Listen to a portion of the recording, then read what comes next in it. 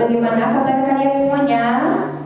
Semoga kalian semua tetap mendapat rahmat dari Allah Subhanahu wa Ta'ala, dan semoga tetap sehat dan semangat. Kita sebelum belajar berdoa dulu ya.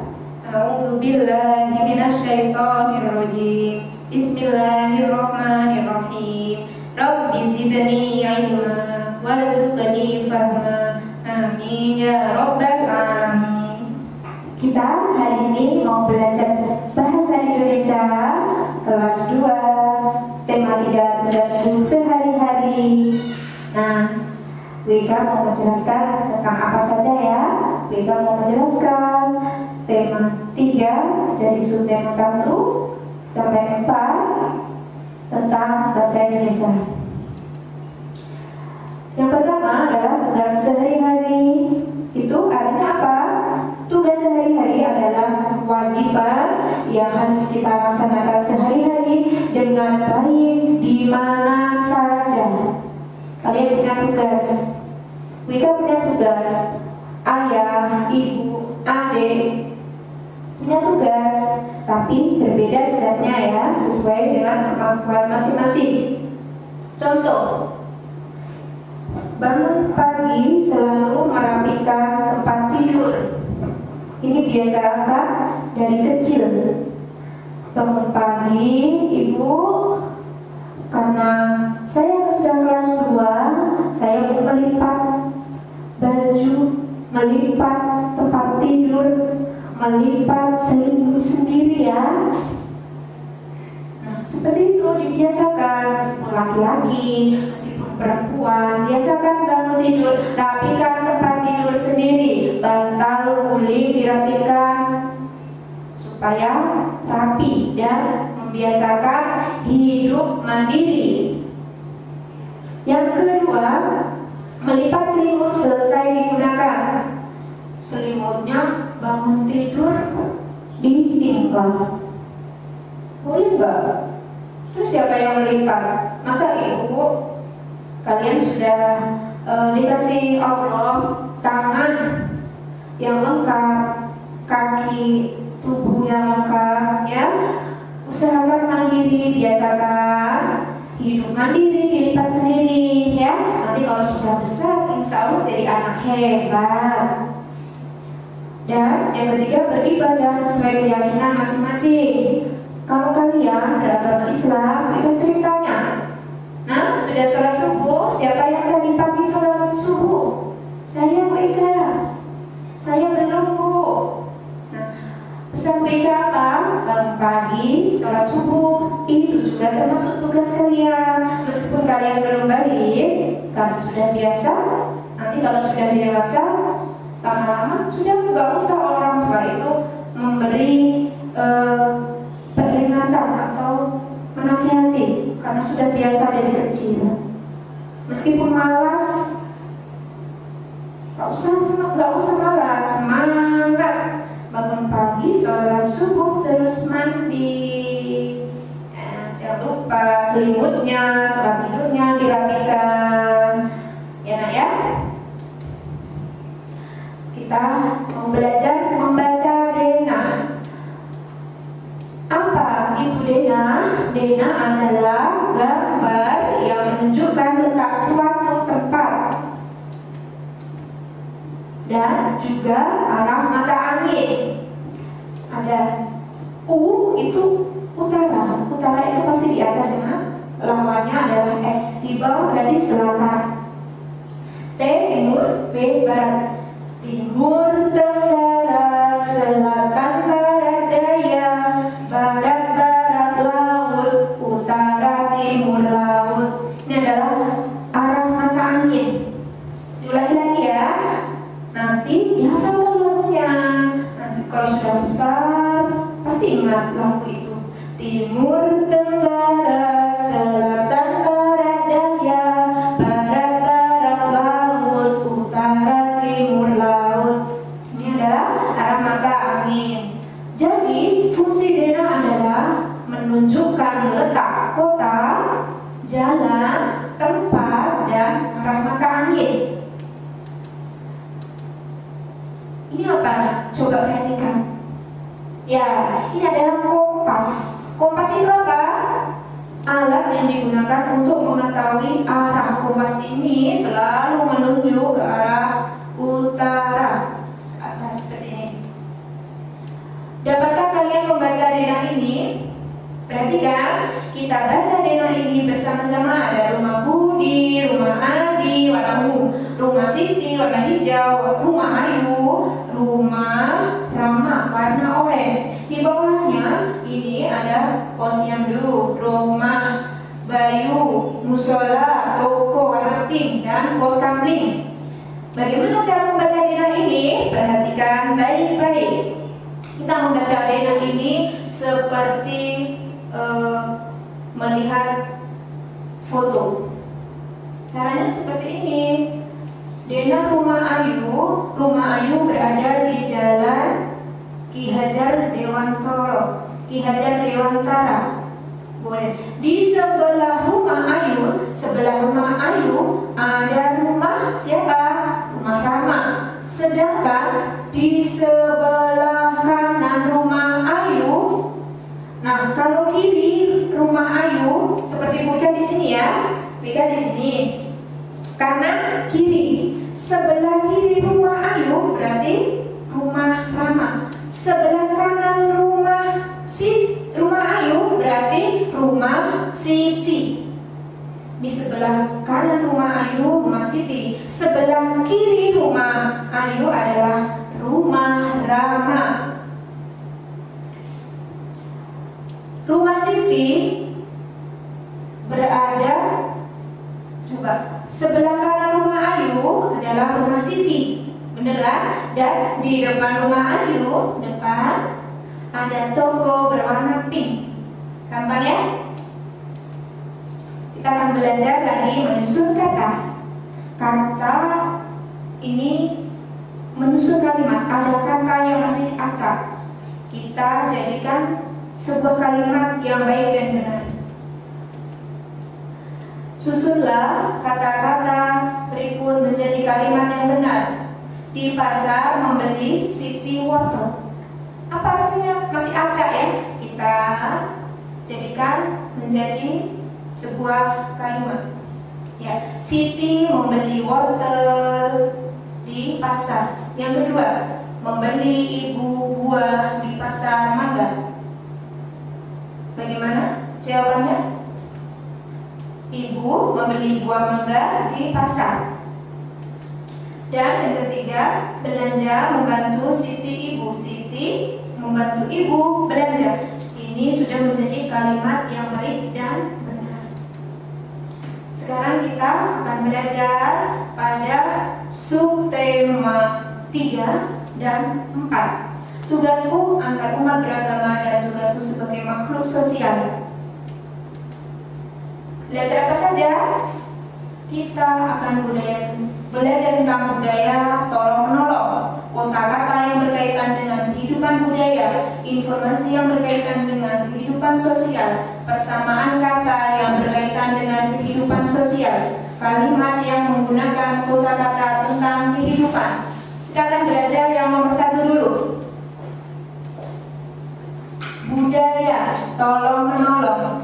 Budaya adalah sesuatu yang menjadi kebiasaan dalam kehidupan masyarakat. Contoh budaya di sekitar kita adalah tolong-menolong.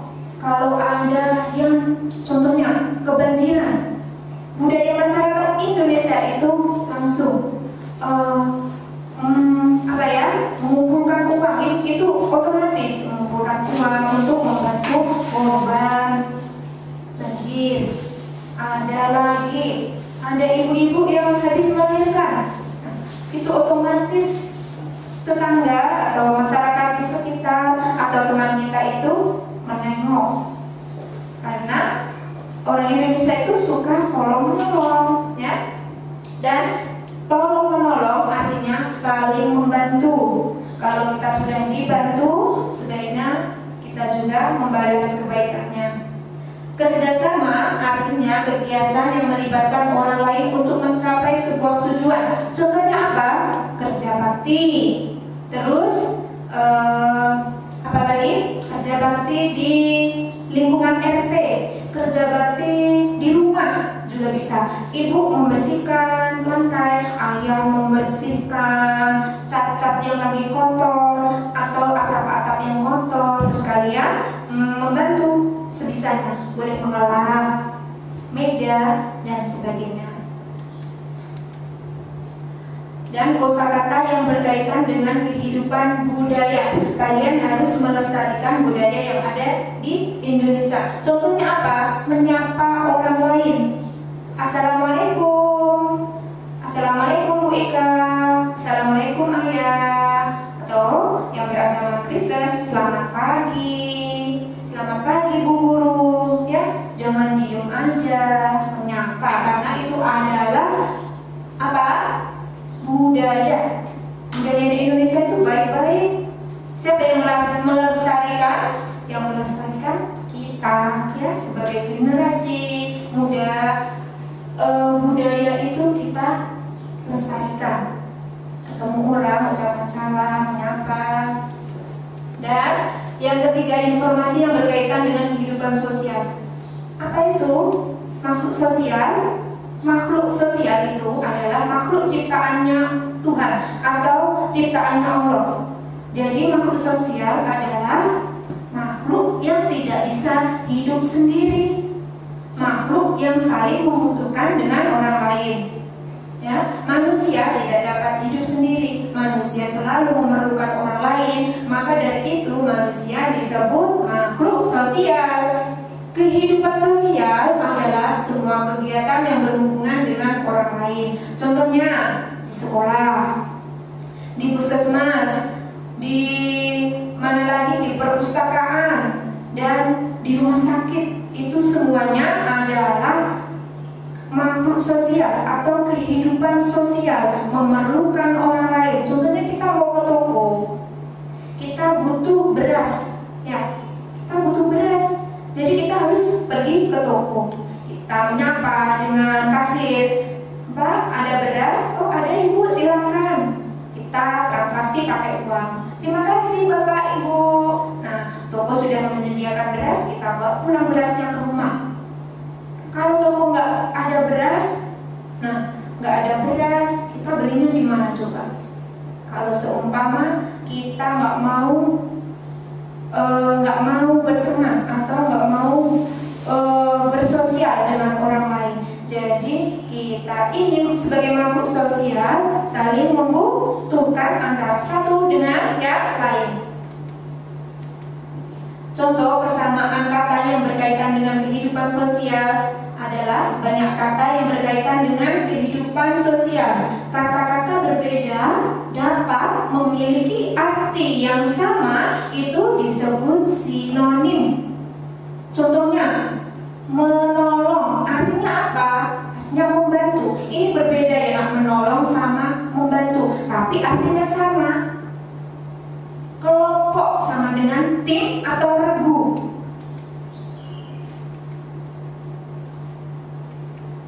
Nah seperti itu.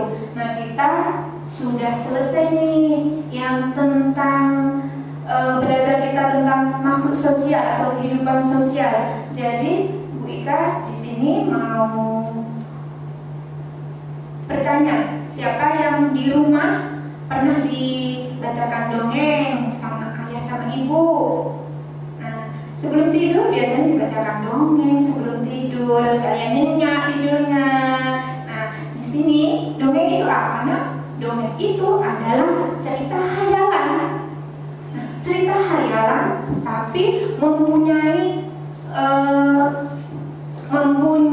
nasihat-nasihat yang berharga buat kalian. Ada dongeng fabel. Itu apa fabel? Fabel adalah cerita tentang hewan. Oke? Mau mendengarkan fabel atau dongeng cerita fabel? Mau? Oke. Halo teman-teman semuanya, apa kabar? Hari ini Wika mau membacakan dongeng cerita tentang fabel, yaitu cerita tentang hewan. Perkenalkan ya, namaku adalah, siapa yang tahu?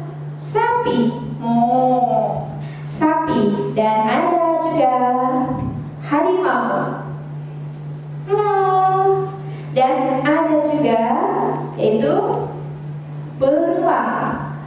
Fabelnya berjudul Sapi, Harimau, dan Beruang. Dengarkan baik-baik ya. Alkisah, pada zaman dahulu ada induk sapi dan mempunyai seekor anak. Induk sapi ini tinggalnya di mana? Tinggalnya di kerajaan, dipelihara oleh seorang raja. Dan pada suatu hari raja berniat untuk menikahkan putranya dengan putri dari raja negeri seberang.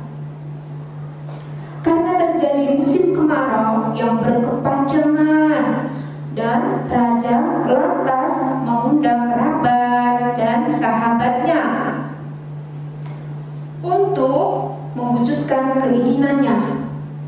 Pada suatu pertemuan, sang raja mengutarakan niatnya untuk menyembelih 2 sapi peliharaannya untuk acara pesta pernikahan. Anak sapi yang tengah berada di halaman istana raja mendengar percakapan sang raja. Kemudian dia lari terbirit-birit memanggil induk ibunya. Ibu, ibu, aduh ibu, saya takut. Kenapa nak? Kamu takut?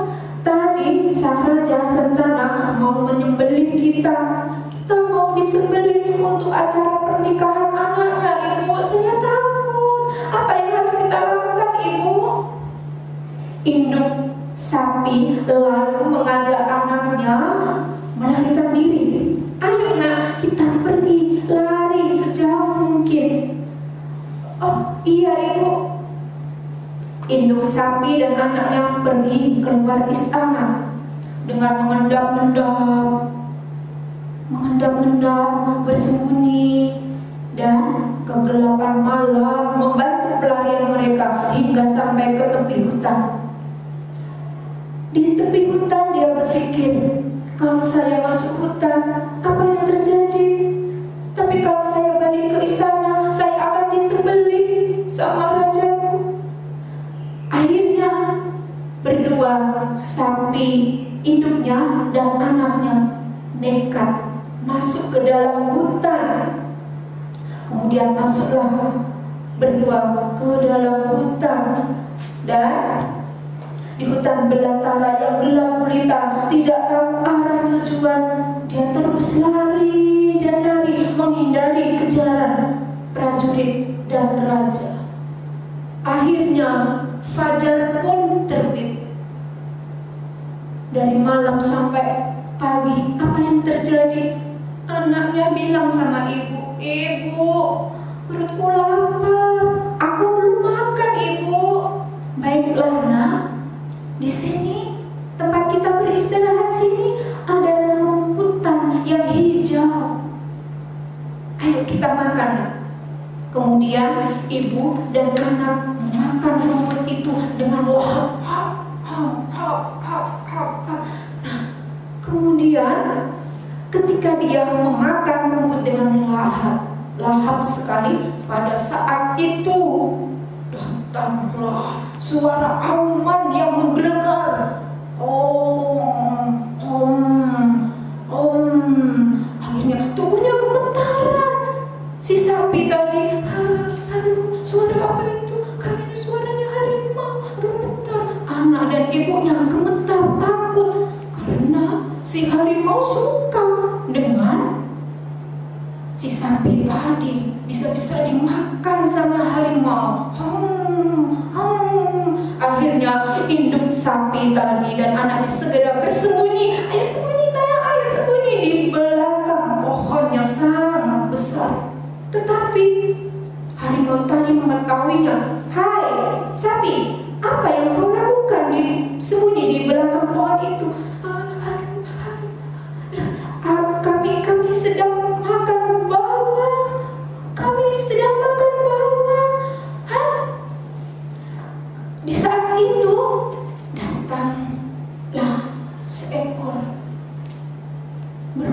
mendengar percakapannya, persembunyiannya sapi.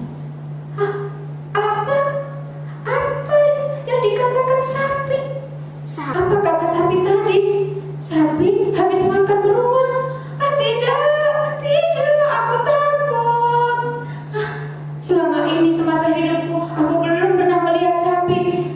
Sapi pasti akan memakanku. Akhirnya si beruang lari dan memanjat pohon. Manjat pohon.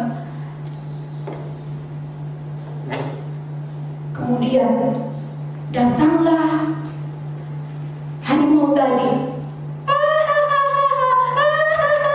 Apa yang kau lakukan, beruang? Apa yang kau lakukan sehingga kau manjat pohon di situ? Ayo turunlah sahabatku. Tidak, aku takut sama sapi. Aduh, kenapa emangnya? Tadi sapi bilang habis makan beruang. Itu kau salah dengar. Sapi tadi makan bawang. Tidak, pasti kamu bohong sama aku, harimau.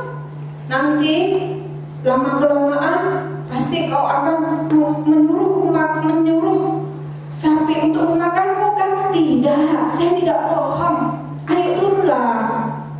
Tadi sapi bilang kalau habis makan bawang. Tidak percaya? Kau pasti bohong supaya aku mau turun kan? Aku mau turun, harimau, tapi dengan syarat kau harus berjanji. Kau harus mengawalku. Maksudnya pengawalan seperti apa? Nanti kalau aku turun, ekorku dengan ekormu kita ikat. Kenapa? Supaya aku percaya kau tidak akan meninggalkanku sendiri. Bahkan aku janji nanti kalau aku ketemu sama sapi, aku akan berkenalan dengan sapi. Oh, begitu? Baiklah. Oke. Kemudian beruang pun turun dari pohon. Dan ekor pun diikat keduanya. Ekornya beruang dan sapi. Dan tidak jauh dari itu, si sapi mendengar percakapan beruang dan harimau. Wah, aku sebenarnya takut sama binatang dua itu, beruang dan harimau. Tapi ternyata beruang takut juga sama saya. Wah, sebenarnya aku takut sama hewan beruang sama harimau. Tapi ternyata beruang takut juga sama saya. Akhirnya sapi mengatakan, "Hai beruang, apakah kamu berpikir dengan bersama harimau kamu akan selamat? Justru aku akan segera mengoyak-oyak tubuh kalian berdua. Aku akan memakan kalian." Akhirnya beruang tadi takut sekali dengan suaranya sapi. Larilah terbirit-birit dengan harimau. Lari!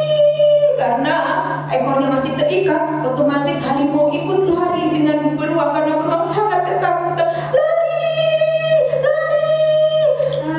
Terus akhirnya si sapi tadi, alhamdulillah akhirnya aku tidak sia-sia pelarianku ke hutan. Aku bisa selamat dari terkaman harimau. Nah, kita akhirnya selamat, induk dan anakku selamat. Terima kasih ya teman-teman.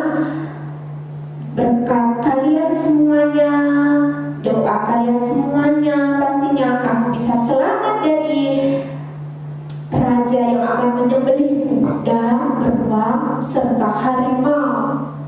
Jadi saya berpesan ya, kecerdasan serta keberanian akan mengalahkan kekuatan dan keperkasaan. Dan pesan yang kedua adalah akal akan mengalahkan otot. Nah, di dimanapun kalian berada, pakailah kecerdasan untuk berpikir, ya. Dimanapun kalian berada, meskipun dalam keadaan yang sudah sangat memprihatinkan, pakailah kecerdasan kalian semuanya, ya. Baik teman-teman, semoga fabel ini bermanfaat bagi kita semua. Dadah, dadah.